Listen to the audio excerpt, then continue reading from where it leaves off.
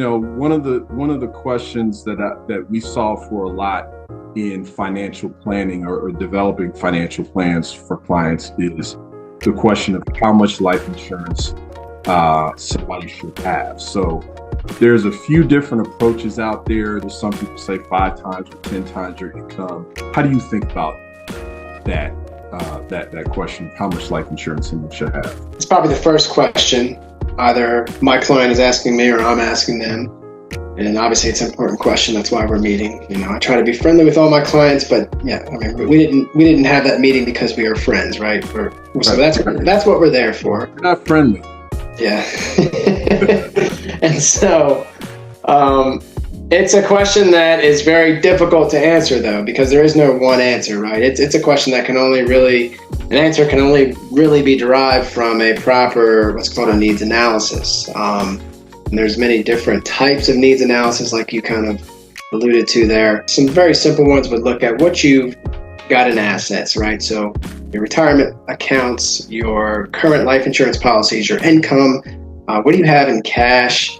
Hopefully, the more liquid, the more easier it'll be for your family to possibly use that as a death benefit replacement. But what do you have in assets that need to be protected, but also can be used by your family in the case that you were no longer there as a source of funding? And then what do you have in liabilities, right? Things that are debts that need to be paid off, your mortgage, cars, student loans, medical debt, things that need to be paid off by the family, things that aren't necessarily going to bring in any money or actually going to cost money. And if they don't get paid for, can lessen that family standard of living.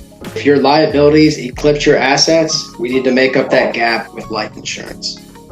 The very last and final part to my needs analysis, and to most, I feel, ethical advisors' analysis are really two parts. One, what are your goals? What are your plans for this coverage? So what are your personal desires? We can push the kind of math calculations out of the way and talk about what did you want to accomplish in life.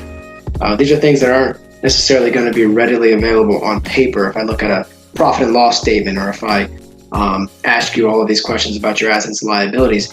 And these are probably sometimes more important, because if you're, let's say, a business owner and we're talking about covering your family for the business, meaning your family gets paid if you were to pass away, because obviously you were generating revenue from your business. But we don't know, perhaps, that you would want your wife to take over or your husband to take over the business. And perhaps your wife or husband is very capable of taking over the business and can generate the same, if not more, revenue than, let's say, you were, right? In a case like that, it wouldn't so much be a matter of let's cover the family for the business, because you actually have plans for the business to not only continue, but to continue along the same lines of revenue generating opportunities. So the second part would be budget. So I never leave a conversation without getting an idea of what that client can afford as far as their own opinion, as far as what they believe they can actually contribute to a plan. What I always like to do is start with the overall need. When people ask the question like, should I be looking at term or permanent or universal life or some type of permanent insurance, my first thing is let's figure out the need first, and then we can work our way into the type of policies, because that's going to impact the cost, especially for somebody that has, let's say, they've got small kids or, young family, or maybe a large mortgage or things like that, and you're talking about a need of millions of dollars in coverage. to do that with permanent policies might be cost prohibitive.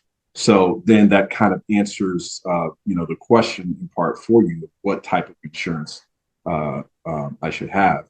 One of the methods that I use, or that I'll give to clients just to kind of get in the range or in the ballpark of what they might need, is there's one out there called the DIME method. It stands for debt, income, mortgage, and education expenses. the debt and the mortgage, right? So if you passed away, if God called you home tomorrow, that's always how I present it because it's tough to kind of think about.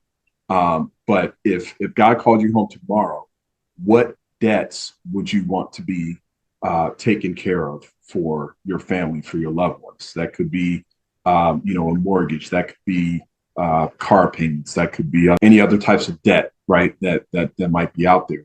Also include final expenses in that number, but that's going to be a small number, relatively speaking. Education and income, it becomes a time value of money calculation, right? So if you've got small children, you want to be able to provide for their education, right? So we want to have X amount of money available by the time they're 18 and they're getting ready to start college. Well, if they're 5 years old today, then we do a time value of money calculation, work backwards to see how much money we need to have present day in order to meet that future need. And then with income, it's a present value of an annuity calculation. So how much income are you trying to replace? Right. So let's just say, $50,000, right? I'm trying to replace $50,000 and we're assuming the mortgage is paid off, remember?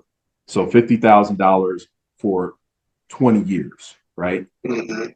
Have to take a look, or we have to include a rate of return on that money, right? And then we have to discount it for taxes and inflation, right? And then we come to a present number. We add all that up, right? And then we subtract what current assets they have in place. We subtract what current life insurance they have in place. And then that gives you a ballpark number